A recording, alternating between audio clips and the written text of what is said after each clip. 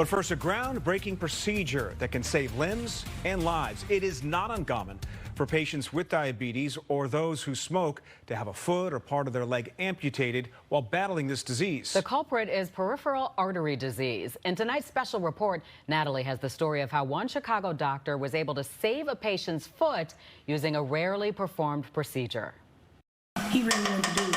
Okay. Cooking is one of the many things 39-year-old Antoine Lee likes to do in his spare time, but it wasn't so enjoyable about a year ago. I wasn't able to really walk because it was just that painful. Antoine had pain in his left foot, and he wasn't really sure where it was coming from. My wife pushed me to just go to a hospital and just, see what's going on.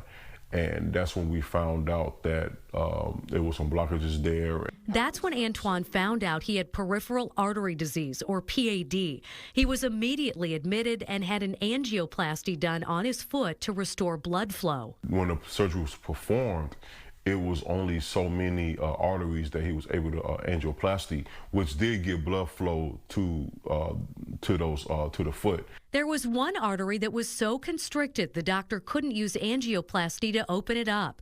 And if blood flow couldn't be restored to that artery, Antoine could lose his foot. You are very concerned because it's like, wow, well, how did my foot get to this point? I recently had a kidney transplant and everything was going well, and then this happens. That's when his doctor referred him to Dr. Kumar Madasari, a vascular interventional radiologist at Rush University Medical Center. He's also one of only a handful of doctors in the world who can perform a procedure that could keep Antoine's foot and lower leg from being amputated. Whether PAD is caused by smoking, diabetes, high blood pressure, genetics, or a few other conditions like kidney failure, what happens is you get plaque buildup in your arteries, similar to the heart. Over the years now, several of us have taken on the procedure where we connect an artery to a vein and try to get the vein to start acting like an artery. It's called deep vein arterialization, or DVA for short. It's a non-invasive procedure that lasts about 90 minutes. Dr. Madasari has performed only 30 of them in the last 2 years.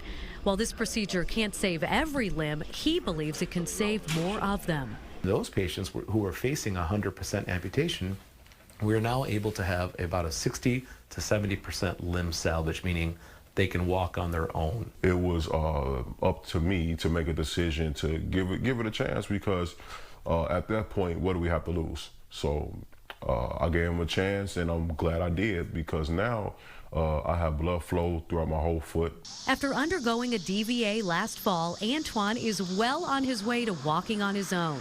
He no longer needs a walker or a wheelchair. He now uses only a cane and is still making progress. It was a high risk that came with a high reward in the end.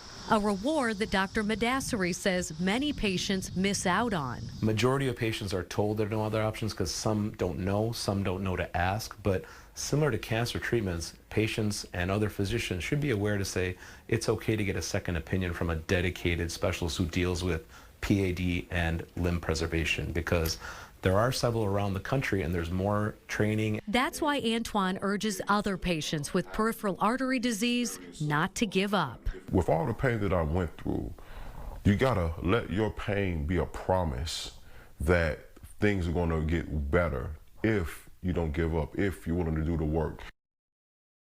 And he did the work. Dr. Madasari says there are 10 million people in the U.S. who have PAD. It costs our healthcare system about $4 billion a year. For patients who have an amputation, 60% of them die within the following 5 years. So it is imperative that is prevented. Scott and Dawn.